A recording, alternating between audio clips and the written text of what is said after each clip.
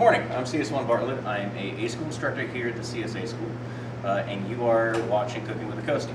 Today we're going to be doing a pan-seared lamb chop with a rosemary red mashed potato with a red wine reduction on top, along with some steamed broccoli. First things first, we're going to get our sauce started first. So we have 1/4 cup of minced shallots, 2 cups of beef base, 2 cups of red wine. This, I actually went out and purchased red wine on my own. Instead of cooking wine, this yields a higher quality product, but you must make sure, first of all, that your command is okay with you bringing wine on board for recipes, and most likely you will have to purchase that out of your own pocket. Then we have 2 tablespoons of butter. First thing we're going to do is we're going to put our butter in our sauce pot or saucepan, depending on what you have at your unit. Put our butter in there. We're going to bring that up to the temp under a medium heat. Now, while you're on, some of you at your float units, obviously you do not have the capabilities of having an open range, open flame on board a cutter. So what you can do is maybe you might have a tilt skillet, another way you can make your sauce on a tilt skillet, or possibly maybe you have an induction cooker. That way you can actually use pots and pans under wet. That way you aren't solely relying on your flat top or your griddle or your steam track kettles. So you can see some of the butter fat starting to pop around the sides, it's starting to get warm. So I'm going to put my shallots in here. Start to hear, I'm going to talk to you a little bit around the corners. There you go. Now I'm not going to saute these up until they're crispy and brown. Basically, I'm just going to sweat them until they're translucent. And then simply going to add the 2 cups of beef base and 2 cups of red wine, and bring to a boil and down to a simmer, and going to reduce it down by half. So at the end we should have about 2 cups of sauce. So I'm going to kick this heat down a bit more. I'm going to go to right there. All right. So I'm happy with that. Add my beef base and my 2 cups of red wine. This is just a red wine blend, nothing in particular. Bring that to a boil, back down to a simmer. And now we will move on to the mashed potatoes. So, as you see, we have 1.5 pounds of red potatoes that were washed and cut into 16ths. You always want to make sure whenever you cook your potatoes, you start them in cold water. That way they cook evenly. If you would just throw these in your boiling hot water, the outsides would almost start cooking instantly. By the time the inside part of the potato is ready to be mashed, the outside is basically a puree. So always start your potatoes in a cold water state. So we're going to let that go, come to a boil. These should take no more than 10 to 12 minutes once we get to the boiling state. All right, so about 12 minutes later, the potatoes are fork tenders, what you want. So we'll get them into our KitchenAid mixer, and now we're going to start working with the rest of our mise en place. So we're going to lift this up. As always, make sure you don't have any aprons on, any long hair, nothing dangling from your ears. The last thing you want to do is get caught up in the mixer. So I'm going to turn this on a low speed first, just to break these up for a second.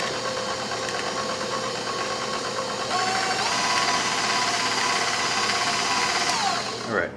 So I have 3 ounces of butter. I'm going to use 2. I'm going to reserve an ounce or so just to make sure we're good. And then I have 1/2 cup of milk. It's been sitting at room temp for about an hour. Last thing I want to do is put cold milk into a hot product. It's going to bring it down in temp, so I want to try to keep it warm. So set up a bit.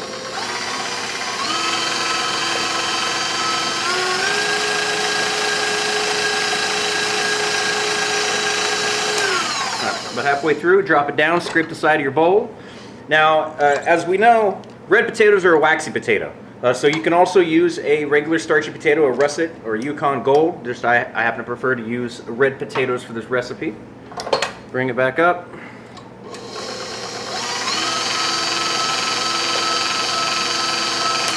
All right. So now we have salt and pepper to taste. I have 1.5 tablespoons per. So I'm gonna. You can always add more. You can't take it back. So a little bit at a time.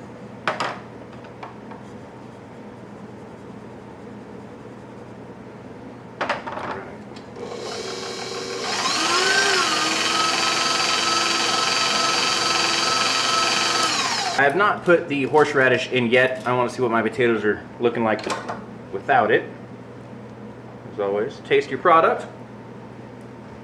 It's good. All right, so now I'm going to put in my horseradish.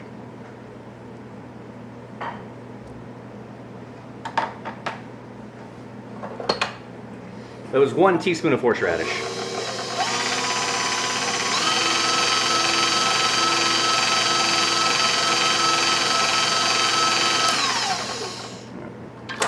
Drop it down, grab another fork to test the product.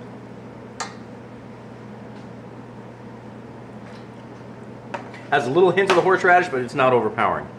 All right, so now we're going to move on to the lamb, and we're going to pan sear off the lamb to go with the mashed potatoes and the sauce. All right, so now we have our lamb with our mise en place. We have 2 tablespoons of olive oil, salt and pepper to taste, 1.5 tablespoons of rosemary, 1 teaspoon of fresh thyme. I have 4 cloves of minced garlic, which is going to be put on the lamb. Then I have 2 cloves of sliced garlic that we're going to use to infuse with the oil in the pan. So the first thing I'm going to do, I obviously have my lamb cut up. I'm going to use my salt and pepper.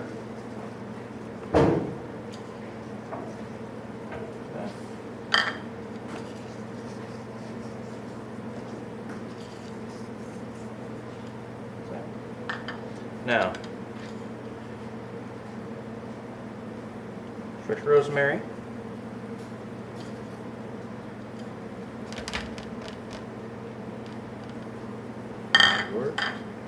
Fresh thyme. And turn these over so we can rub the opposite side of the lamb down. Now these are larger lamb chops. You can also do this with a smaller rack of lamb as well. As always, your cooking time is going to change due to the smaller pieces of lamb. These will take about 2.5 minutes on each side. All right, so same thing as the other side. Our salt and our pepper.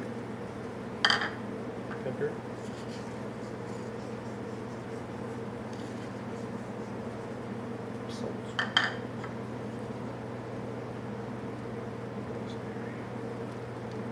We're going to put our fresh minced garlic on top.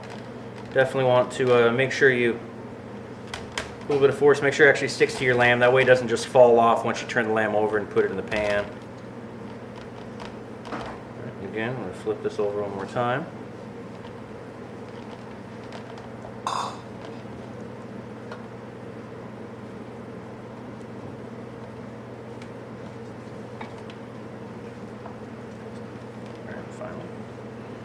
Garlic. Again, this is 4 cloves of minced garlic for this 1 rack of lamb. Right.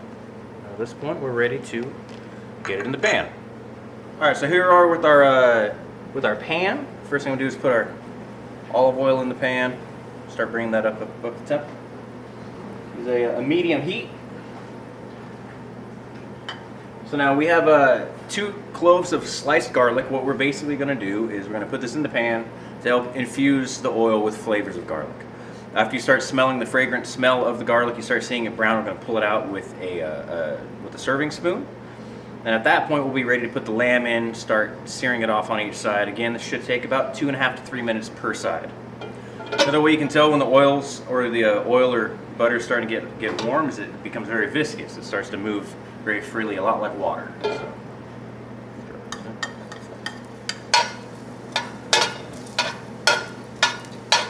Again, all we're really doing is we're giving a little bit of flavor from the garlic to the oil, so we're basically infusing the oil with garlic. Take between 30 and 45 seconds, starts to brown up. Yeah. All right, so you guys can see that the garlic's starting to brown off quite a bit, so I'm going to pull this out from here. Just put it right back in your monkey dish or whatever dish you have for your garlic. All right, so we just removed our garlic from our pan. Now we're going to make sure that our pan's on a nice medium heat. You want to make sure when you put your lamb down that you have that sizzle, you have that sear. You want to make sure it's hot enough to get the caramelization, the Maillard effect. So that being said, you never want to put your lamb or whatever protein you're cooking into a cold pan because it will not brown. It will not give you that golden, crispy goodness that we all expect from our protein. So what you can do is there we go. sear that. Good to go.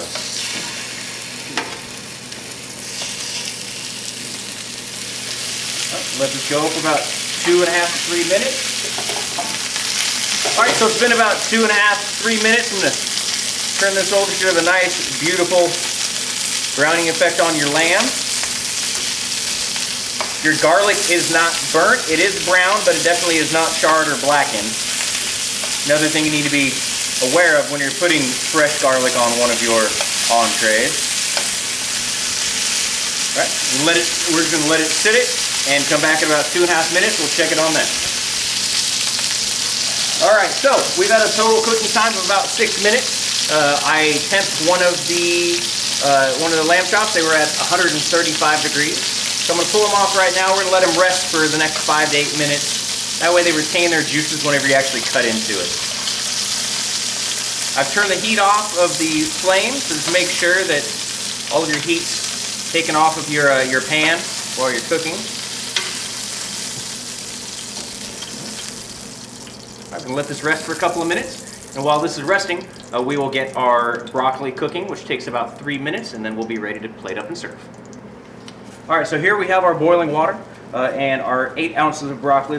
I put some salt in the water for it to help it bring to a boil quicker.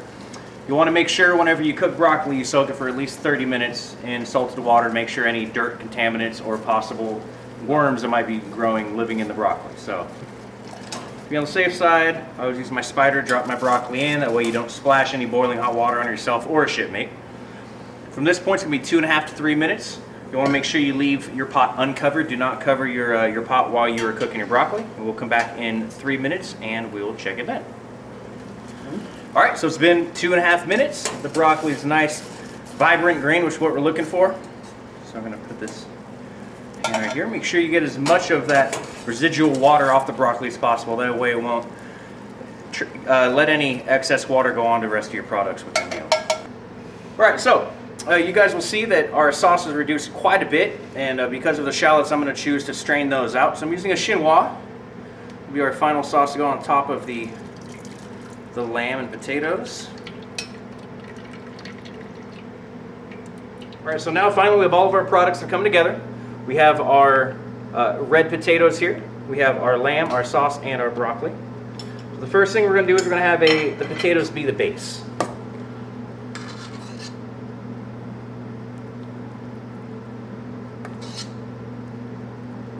There's our base. Next we're going to lay our lamb out. These are pretty big, large lamb chops, so typically about 3 will be a portion. So we'll do 1, 2, and 3, like that. I'm going to put the broccoli on the front side of the lamb, add some color to it.